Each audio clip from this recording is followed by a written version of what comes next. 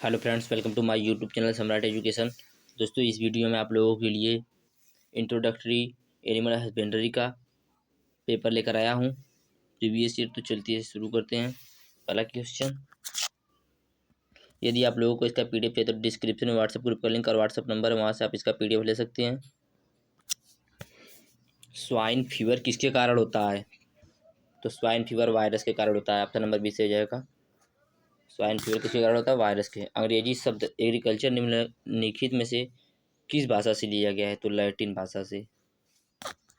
अगला प्रश्न, एंथ्रेक्स किसके द्वारा होता है? तो बैक्टीरिया के कारण होता है एंथ्रेक्स। तीसरा का ऑप्शन नंबर ए से हो जाएगा। अगला प्रश्न, फार्म से अनुपयुक्त पशुओं को हटाना क्या कहलाता है? कलिंग। फार्म से अनुपयुक्त पशुओं को हटाना क्या कहलाता है? कलिंग। अगला प्रश्न, बकरी का वैज्ञानिक नाम? Capra hircus. बकरी का वैज्ञानिक नाम क्या है दोस्तों? Capra hircus. Option number A सही हो जाएगा पांचवें प्रश्न का। अगले प्रश्न पे चलते हैं। IVRI का विस्तृत रूप है? तो Indian veterinary research institute. IVRI का पूर्ण रूप क्या है? India veterinary research institute. अगला प्रश्न, मोहेयर प्राप्त होता है? तो अंगोरा से। अंगोरा से मोहेयर प्राप्त होता है दोस्तों। अगला प्रश्न देखते हैं, दुग्ध ज्वर किसकी कमी से होता है? तो दुग्ध ज्वर किसकी कमी से होता है दोस्तों? कैल्शियम की कमी से। दुग्ध ज्वर कैल्शियम की कमी से होता है। अगला प्रश्न देखते हैं, गाय से अधिक दूध प्राप्त करने के लिए कौन सा हरा चारा उपयुक्त है? तो बरसिम। गाय से अधिक दूध प्राप्त करने के लिए बरसिम अधिक है। अगला प्रश्न, दोहन की सबसे अच्छी विधि क्या है? तो पूर्ण हस्त विधि। पूर्ण हस्त विधि दोस्तों। Option number C is the right answer 10वें प्रश्न का। दोहन की सबसे अच्छी विधि क्या है? पूर्ण हस्त विधि। अगले प्रश्न पे चलते हैं, भैंस के शरीर का तापमान होता है? तो 100.0 degree Fahrenheit. Option number B से हो जाएगा। भैंस के शरीर का तापमान कितना होता है? 100.0 डिग्री फ़ारेनहाइट। अगला प्रश्न देखते हैं, गाय की द्विकाजी नस्ल है? तो हरियाणा। हरियाणा गाय की द्विकाजी नस्ल है। अगला प्रश्न, हरियाणा नस्ल की गाय पाई जाती है? तो रोहतक, करनाल, हिसार एवं गुड़गांव। रोहतक, करनाल, हिसार एवं गुड़गांव में हरियाणा नस्ल की गाय पाई जाती है। अगला प्रश्न, निम्नलिखित में से कौन विदेशी नस्ल नहीं है? तो हैलीकर। जर्सी भी है विदेशी नस्ल, ब्राउन स्विस भी है, रेड डेन भी है। हैलीकर विदेशी गाय की नस्ल नहीं है। अगला प्रश्न, साहिवाल गाय का उत्पत्ति स्थान है? तो Montgomery district, Pakistan. Option number D is the right answer. चलते हैं 16वें प्रश्न पे, मैरीनो भेड़ का उत्पत्ति स्थान है? तो स्पेन। स्पेन मैरीनो भेड़ का उत्पत्ति स्थान है। अगला प्रश्न, जमुनापारी बकरी की नस्ल पाई जाती है? तो उत्तर प्रदेश में कहाँ पाई जाती है? इटावा में। जमुनापारी बकरी की नस्ल कहाँ पाई जाती है? उत्तर प्रदेश में, इटावा में। अगला प्रश्न, नर भेड़ को कहते हैं रैम। अगला प्रश्न, गाय की सबसे भारी एवं शक्तिशाली नस्ल है? काकरेज। काकरेज या सिंधी। दोस्तों, इसका ऑप्शन नंबर सी सही रहेगा। काकरेज गाय की सबसे भारी नस्ल कौन सी है? काकरेज। अगला प्रश्न, नर सुअर को कहते हैं? तो बोर कहते हैं। नर सुअर को, नर सुअर को बोर कहते हैं। अगला प्रश्न पे चलते हैं, भैंस का गर्भावस्था है? तो भैंस की गर्भावस्था कितने दिन की होती है दोस्तों? 310 दिन की। भैंस की गर्भावस्था 310 दिन की। अगला, गाय के मांस को क्या कहते हैं? बीफ। गाय के मांस को बीफ कहते हैं और बकरी के मांस को मटन। अगला प्रश्न, पश्मीना ऊन प्राप्त होता है? तो बकरी से। पश्मीना ऊन बकरी से प्राप्त होता है। 23वें का ऑप्शन नंबर सी से हो जाएगा। अगला प्रश्न देखते हैं, FRI स्थित है? दोस्तों, फॉरेस्ट रिसर्च इंस्टीट्यूट। दोस्तों, इसमें पी पूछ दिया है, देहरादून में स्थित है। अगला प्रश्न, अमूल का विस्तृत रूप है? तो आनंद मिल्क यूनियन लिमिटेड।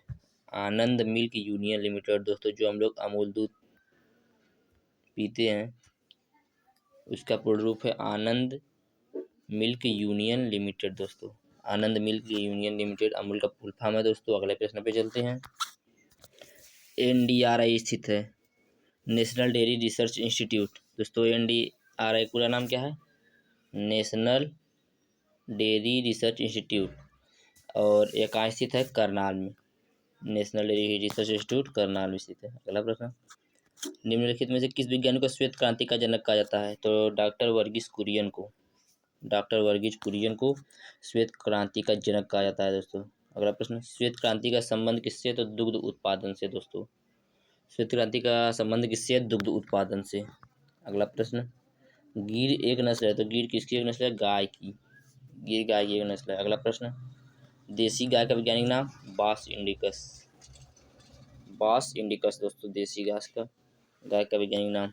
अगले प्रश्न पे चलते हैं। बर्बरी नस्ल की बकरी का उत्पत्ति स्थान है? तो पंजाब। अगला प्रश्न, सानेन नस्ल है, तो सानेन किसकी नस्ल है? एक बकरी की नस्ल है दोस्तों। अगला प्रश्न, CARI स्थित है, तो CARI कहाँ स्थित है? इज्जतनगर बरेली में।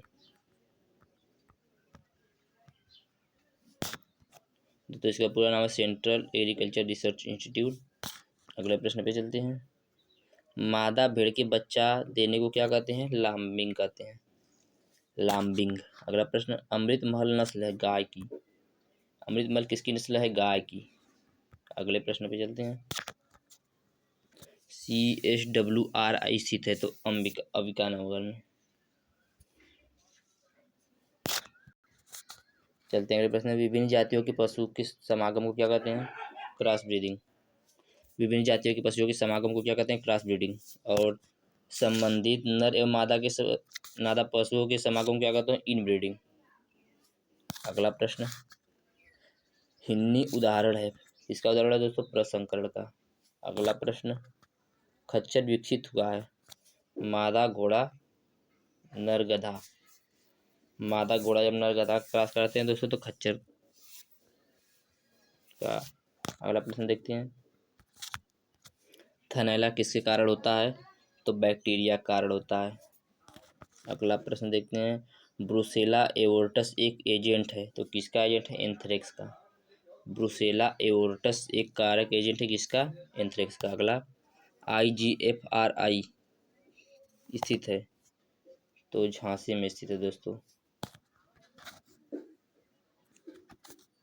एक कल के फॉरेस्ट्री के पेपर में पूछा था IGFRI कहाँ स्थित है, और दोस्तों इसमें भी है। अगला प्रश्न चलिए देखते हैं, ध्यान दीजिएगा आप लोग। IGFRI कहाँ स्थित है? झांसी में। अगला प्रश्न, HS बीमारी किसके कारण होती है? HS बीमारी किसके कारण होती है दोस्तों? बैक्टीरिया कारण होती है। अगला प्रश्न, साउथ डाउन नस्ल है भेड़ की। साउथ डाउन किसकी नस्ल है? भेड़ की। अगला प्रश्न देखते हैं दोस्तों। किस राज्य में सबसे अधिक भैंस की जनसंख्या है? तो उत्तर प्रदेश में। भारत के उत्तर प्रदेश में सबसे अधिक भैंस की जनसंख्या है। अगले प्रश्न पे चलते हैं। इंट्रोटॉक्सिमिया क्या है? बैक्टीरियल बीमारी है। इंट्रोटॉक्सिमिया क्या है? बैक्टीरियल बीमारी। अगला प्रश्न, गाय का गर्भावस्था होता है 280 दिन का। अगला प्रश्न, लार्ज व्हाइट यॉर्कशायर नस्ल है सुअर की। लार्ज व्हाइट यॉर्कशायर किसकी नस्ल है? सुअर की। अगला प्रश्न, गाय की करण स्विस नस्ल विकसित हुई है, तो गाय की करण स्विस नस्ल किससे विकसित हुई है दोस्तों? साहिवाल क्रॉस ब्राउन स्विस से। साहिवाल क्रॉस ब्राउन स्विस से। अगला प्रश्न, भैंस की सबसे अच्छी जो दुधारू नस्ल है? मुर्रा। भैंस की सबसे अच्छी दुधारू नस्ल कौन सी है? मुर्रा। अगला प्रश्न, भदावरी भैंस का उत्पत्ति स्थान है आगरा एवं मथुरा। अगला प्रश्न, बछड़ा के बंधियाकरण की उम्र है? इनमें से कोई नहीं। ऑप्शन नंबर डी हो जाएगा इसका 6 महीना। अगले प्रश्न पे चलते हैं। बक शब्द होता है नर बकरा का। अगले प्रश्न पे चलते हैं। सुअर के मांस को क्या कहते हैं? पोर्क कहते हैं दोस्तों। गाय के मांस को बीफ कहते हैं, और बकरी के मांस को मटन कहते हैं। सुअर के मांस को पोर्क कहते हैं। चलते हैं अगले प्रश्न पे। रोमनवी पशु के अमाशय के प्रथम भाग को क्या कहते हैं? तो रेटिकुलम। अगला प्रश्न, गाय में गर्भाधान की उत्तम अवस्था है? Mid heat. अगला प्रश्न, भैंस की आयु निर्धारण की सबसे अच्छी विधि है? दंत विधि। भैंस की आयु निर्धारण की सबसे अच्छी विधि कौन सी? दंत विधि। अगला प्रश्न, भेड़ की सबसे लंबी भारतीय नस्ल है? बीकानेरी। बीकानेरी भेड़ की सबसे लंबी भारतीय नस्ल है दोस्तों। अगला प्रश्न देखते हैं, भेड़ के मांस को क्या कहते हैं? तो भेड़ के मांस को भी दोस्तों एक कन्फ्यूजन में है, बुफेन या मटन। दोस्तों आप लोग देख लीजिएगा एक बार, भेड़ के मांस को क्या कहते हैं? इसे मटन ही कहते होंगे। तो दोस्तों ये थे आपके कुल 60 प्रश्न जो छत्रपति साहू जी महाराज यूनिवर्सिटी कानपुर का पेपर था, मैंने उसको हल करा दिया है इस चैनल पर।